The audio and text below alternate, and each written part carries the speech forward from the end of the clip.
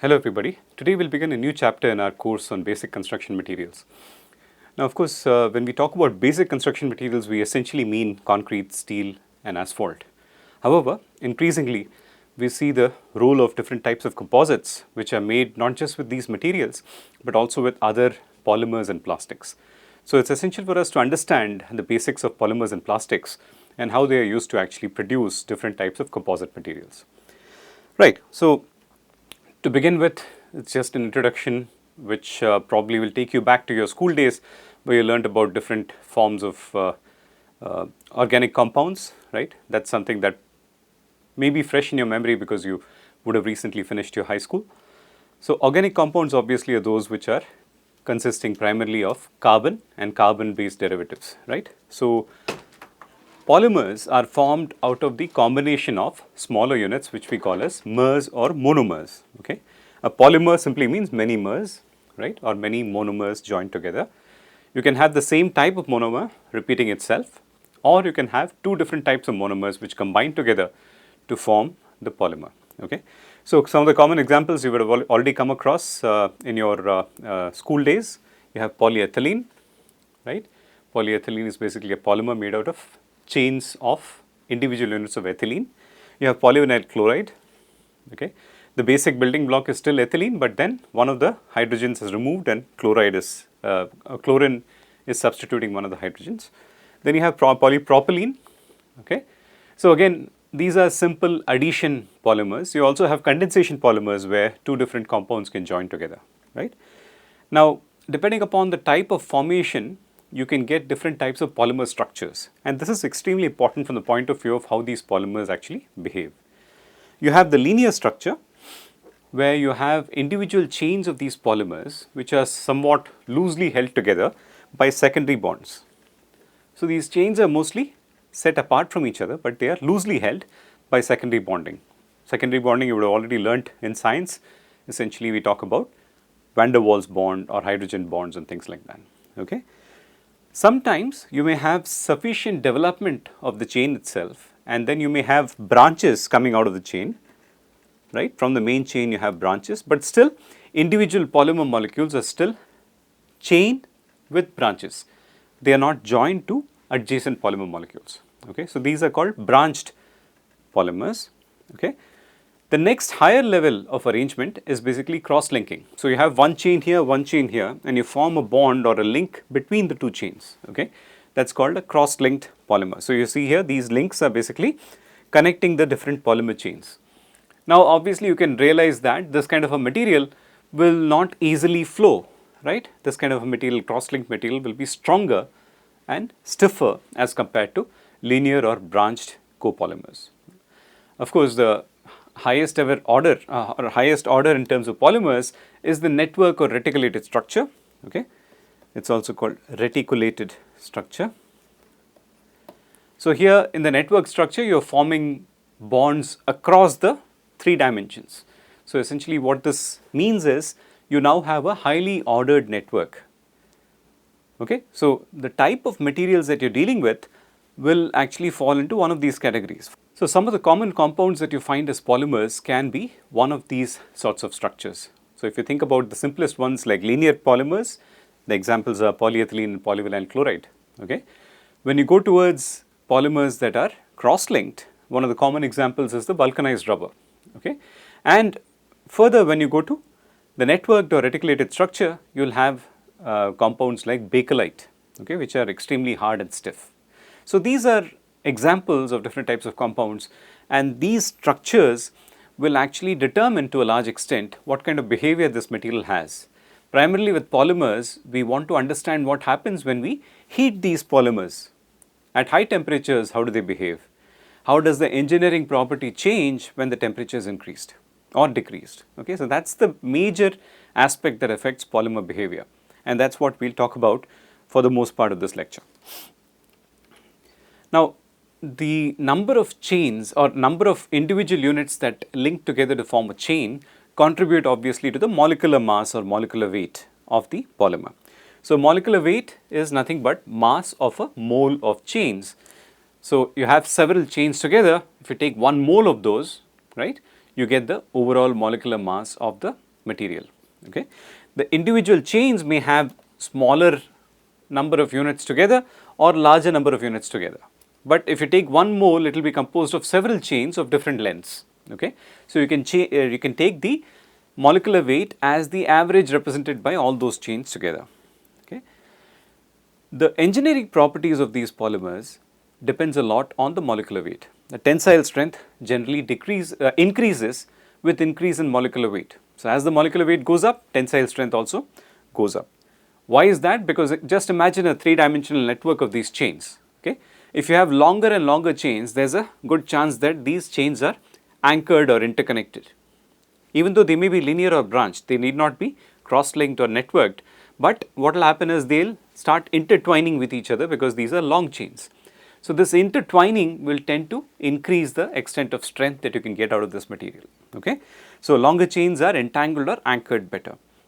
So, tensile strength obviously depends on molecular mass. The other factor that is very important that governs the response to temperature as well as the mechanical properties is the crystallinity of the polymer. Apart from molecular weight, the other important parameter that you need to think about is the crystallinity. Now, why are we talking about crystals when it comes to organic materials? A crystal is nothing but an ordered arrangement of atoms, right? Mostly what we associate crystals with are in naturally occurring minerals or naturally occurring ores, or sometimes when we talk about steel, right, we talk about grains of steel or crystals of steel grains. Now, crystals are having an ordered arrangement of atoms. So, in the case of a polymer, whatever section of the polymer shows a large order in terms of the way that the chains are arranged, that portion is called crystalline. When you have these chains in a disordered fashion, we call it amorphous. So, if you take a look at the microstructure of if you take a look at the microstructure of the polymer, there will be several regions. You have such regions where the chains have very definite arrangements, and that is the crystalline region. In between, you have regions where the chains are entangled and sort of disoriented. That is the amorphous region. Now, how does this crystallinity affect mechanical properties? The tensile strength and modulus of elasticity are seen to generally increase with the extent of crystallinity. The more crystalline a polymer or the more ordered the arrangement of the polymer, the greater the tensile strength and modulus of elasticity. Now, similar to metals, in polymers also, you can subject it to heat treatments like annealing. You might have learned in the chapter on steel that annealing reduces the internal strains and leads to a slightly higher tensile strength of the steel. Similarly, annealing of a polymer or a heat treatment of a polymer can cause a growth in the amount of crystalline regions in the polymer, and that will lead to an increase in tensile strength and modulus of elasticity. Okay, so very important to remember, as far as polymers are concerned, the two major characteristics that determine the engineering properties are the molecular weight and the degree of crystallinity. Now, again, molecular weight, just coming back to the same concept, it's a function of the chain length. The number of units linked together in a chain will determine the molecular weight. Since I said you take a bunch of these chains together, you can either take a number average or a weight average. Okay, what do you mean by a number average? So, supposing you have number of chains, a number of units in a chain equal to 20, 30, 40, etc. in different chains, what you can say is the molecular weight is defined as the number of units on an average in this polymer. Otherwise, what you can do is take individual weights of the chains, right, and then take a weight average of the polymer. So, that is how you will define the molecular weight of the polymer. And the degree of polymerization is nothing but how many units are joined together. Okay. So, that is why we call it, when two units are joined, we call it a dimer. Of course, single unit is monomer,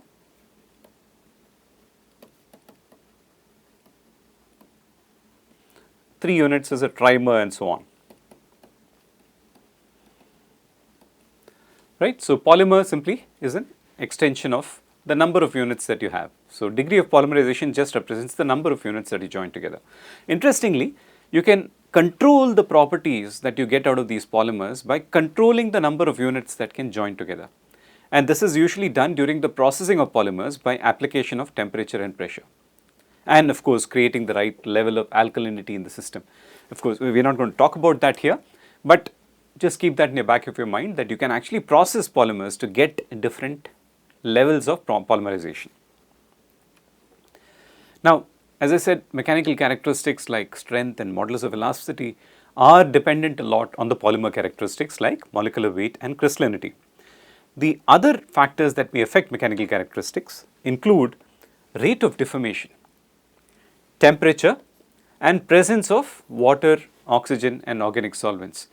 It's very interesting to know that in the case of metals and concrete, none of this is that much of a problem, especially the rate of loading and temperature are not a huge problem in the case of metals. In concrete, the rate of deformation can lead to some interesting effects. The temperature is not so critical as far as concrete is concerned during the time of testing. Okay? But for a polymer, when you are testing the polymer, it has to be done at a well-defined rate of loading. It has to be done at a well-defined temperature so that results can be comparable across labs, and it has to be done in a condition that is free from the effect of these impurities. Otherwise, you will get results that are completely different. You take the same polymer, you test it in different labs. If you just have a minor change in temperature, you can experience a major change in the mechanical characteristics that you measure. And where is this applicable? In construction materials, primarily we are talking about asphalt or bitumen, which is used for road construction, right? Bitumen is nothing but a polymer, right? It's a long chain polymer. And if you don't test bitumen correctly in different labs, you may get completely different results from the same sample of bitumen. Okay, that's not really an ideal condition. That's why we need to define the test environment properly, and the rate of loading has to be fixed. Now, why is the rate of loading important? Right, we talked earlier in the concrete chapter about creep. Creep is the response to sustained loading. You continuously load a material for a very long time, you will see that it continues to deform, okay, depending upon its characteristics. It's not so much a problem in metals. In concrete, it can affect performance of concrete structures, but in polymers, the creep can be significant. Creep is a major problem in terms of polymeric behavior. Because most polymers are not extremely stiff, they don't have a very high modulus of elasticity. As a result of that, they will be subjected to a large amount of deformation when there is a sustained load on them. Okay? Now, based upon the mechanical response that these materials give when you test the load, when you apply a load and test the deformation, you can get three different types of behavior. We call it brittle, plastic, and elastomeric behavior. Of course, we didn't talk specifically about this with respect to concrete. In steel, you would have come across, of course, the strain hardening type of behavior that steel exhibits when you subject it to a tensile test. In concrete, if you plot the stress versus strain of concrete, you will see that mostly it is a non-linear sort of a behavior, and we call that as a strain softening behavior. Of course, this is a subject of a slightly different order of course. Maybe when you do an elective in concrete technology, you will probably look at all these aspects. So, this is a concrete behavior. It's called strain softening. So, we have some linear portion, but mostly non-linear. It reaches a peak and then there is a drop, right, and then material continues to deform at lower load levels and then finally breaks apart. So, that is called a strain softening behavior, as opposed to steel, which exhibits strain hardening. Okay. After yielding, there is an increase in the amount of stress as the strain increases, and that is because of internal rearrangement, movement of dislocations and so on. Let us not get into that detail here. Okay. So, in polymers, we exhibit responses that are brittle, plastic and elastomeric. So, for the most part, a brittle response simply means that sudden failure happens, right. Plastic response means that there has got to be a plastic flow or a long yielding before it breaks. An elastomeric response, which we typically see with rubber, it's that it exhibits a very high level of strain at very low levels of stress. So, let us look at these behaviors in just a minute. So, what is commonly plotted is the brittle and plastic behavior. So, this brittle behavior simply means that you have a almost linear stress strain relationship. Okay. What is plotted in the y-axis is the stress and x-axis is the strain, and what you see here is that for the brittle material, you have a continuous increase in the stress and then finally the rupture happens when you exceed the strength capacity of the material. Okay. Mostly what you will see is this kind of a behavior is exhibited by aligned cross-linked polymers as well as networked polymers. So, the higher the degree of order in the polymers, the more brittle they become. Okay? It's easy to imagine because these are highly connected structures. So, if you have to deform that, you may have to break the bond. Okay? On the other hand, when you talk about linear or branched polymers, you have sufficient pliability and these chains can move past each other.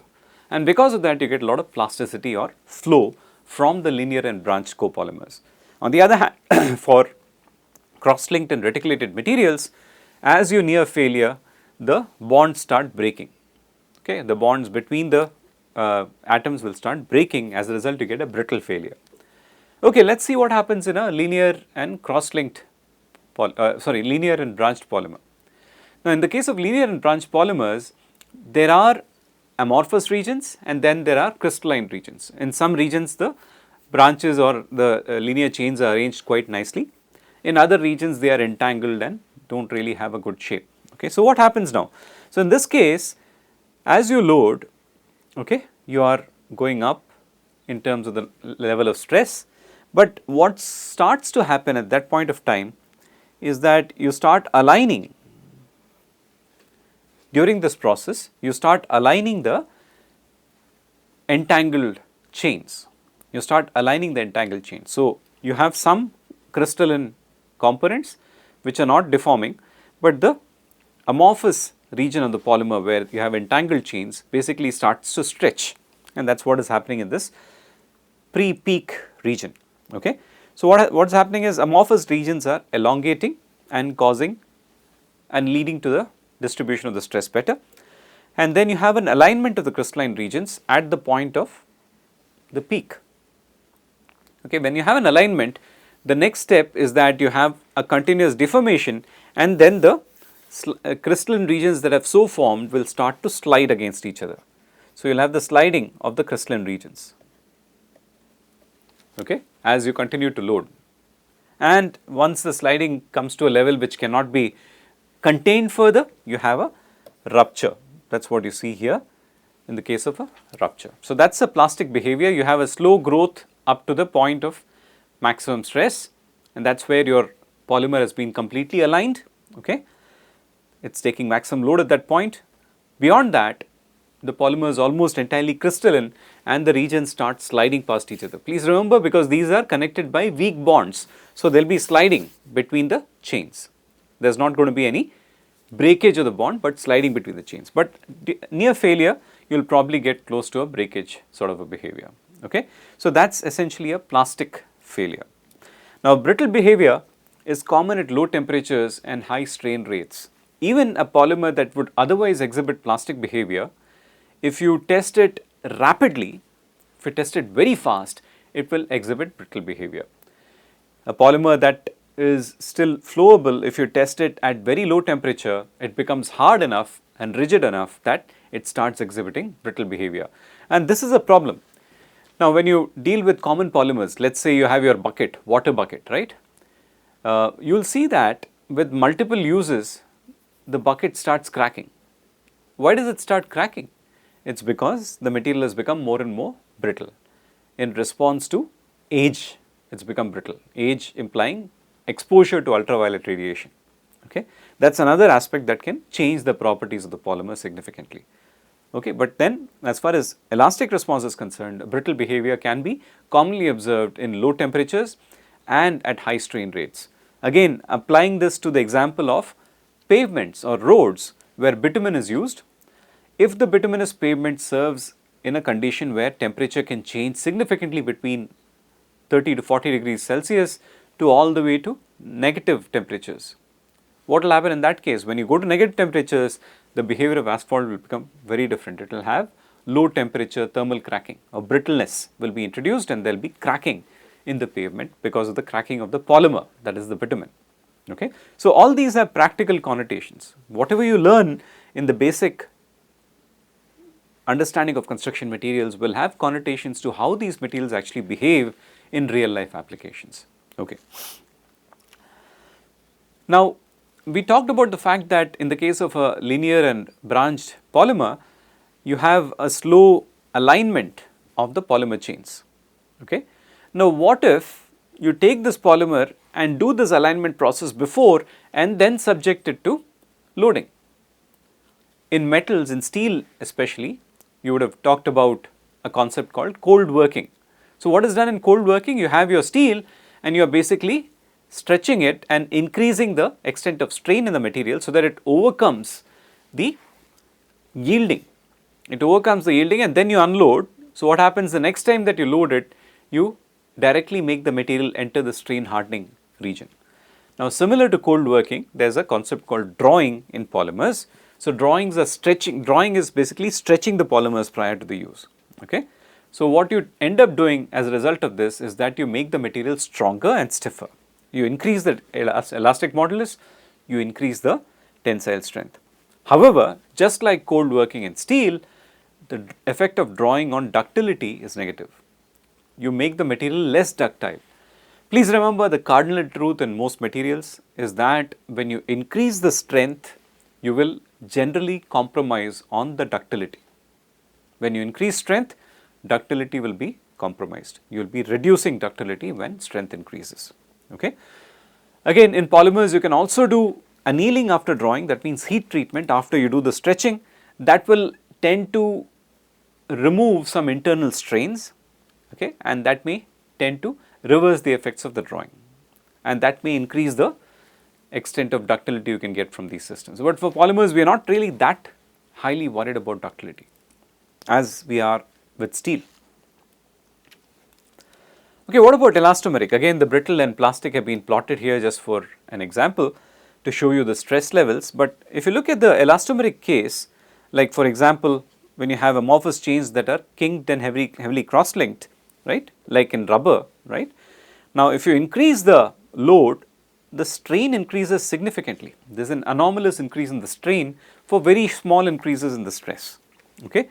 And this deformation that you see, increase in the strain, is actually reversible. So, when you unload, the material will go back. When you unload, so as the material goes up like this, if you unload at this point, it will come back. It may not come back across the same path. It may exhibit what we call as hysteresis, but it will come back to the point 0. That means it will have no deformation when you remove the load, okay. So, there is no plastic flow happening here, but there will be ultimately failure, right, when you straighten up the chain significantly and then the chain starts rupturing, okay. So, rubber, which is a cross-linked, or vulcanized rubber is a cross-linked polymer, there you are producing basically a elastomeric material which exhibits very high levels of strain at low stress levels, and these strains are recoverable, reversible, okay. Right. So, we looked at mechanical behavior of polymers. Now, let us talk about another important characteristic, that is the thermal behavior, okay. Most polymers which have crystalline and amorphous regions would exhibit two characteristic temperatures. You will have a glass transition temperature and a melting temperature. Now, just let us define this. Of course, melting is something that you are all familiar with, right. You know, melting simply means that the material becomes almost liquid like and starts flowing, okay. But a glass transition temperature is very interesting. So, what does glass transition temperature mean? Let us say you have a material at room temperature which is extremely solid, okay, which is a real solid, almost an elastic solid type material. When this material undergoes an increase in temperature, at one particular temperature, it may start becoming more deformable, okay. And then you continue to heat the material at one particular temperature, it may start becoming almost liquid like.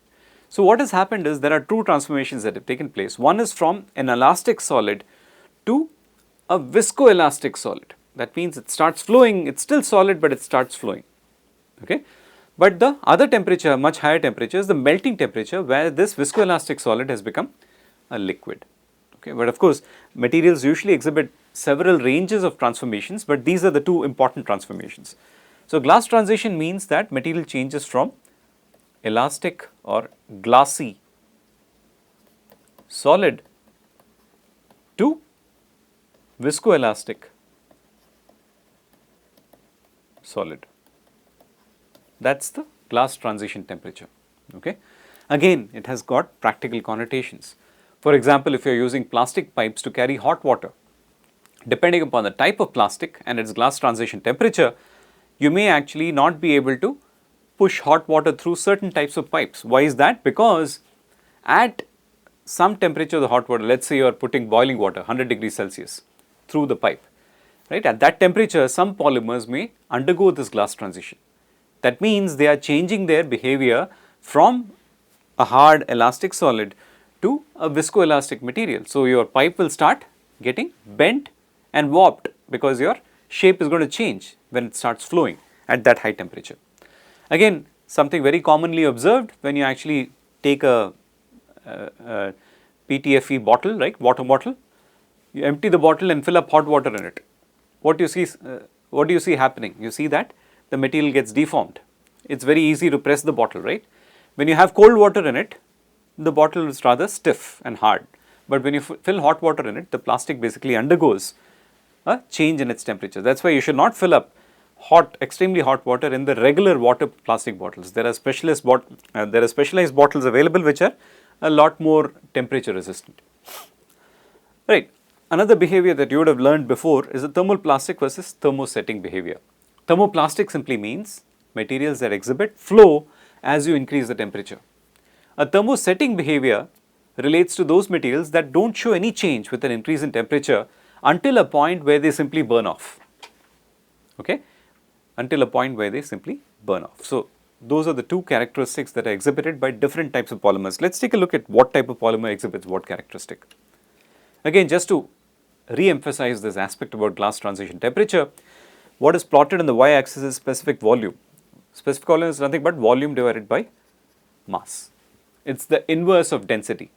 Okay, it's the inverse of density against temperature. Now, you know very well when solids change to liquid, what happens?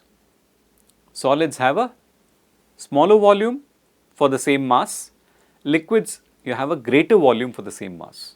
That means as the material turns into a liquid, the specific volume, which is inverse of density, should go up. Okay? So, let us look at the three different cases. A is amorphous, B is semi-crystalline, and C is crystalline. In the case of a crystalline material, as you increase the temperature, you do experience some increase in specific volume, but you don't see any transition happening in the material until you reach this temperature and it suddenly transforms to a liquid phase, and that is your melting temperature. In the case of an amorphous material, where all the chains are disordered, you will experience the glass transition, right? The material will experience a glass transition, but beyond that, it will have almost a liquid-like behavior. Okay? On the other hand, in most polymers which are semi-crystalline, you will exhibit both glass transition as well as melting. Okay? At glass transition, you will have a sudden change in the rate of increase of specific volume, and at melting obviously you will have the most major change in the rate of increase of specific volume.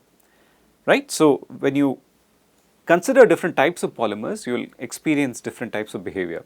Again, just to think about an example of this, amorphous would relate to linear or branched polymers. Now, the same linear and branched polymers could also exhibit a semi-crystalline behavior, assuming that there has been some heat treatments and some drawing and all done with these materials. But in the case of cross-linked and reticulated structures or networked structures, you will mostly exhibit the crystalline behavior, okay, where you just see melting. There is no glass transition happening there.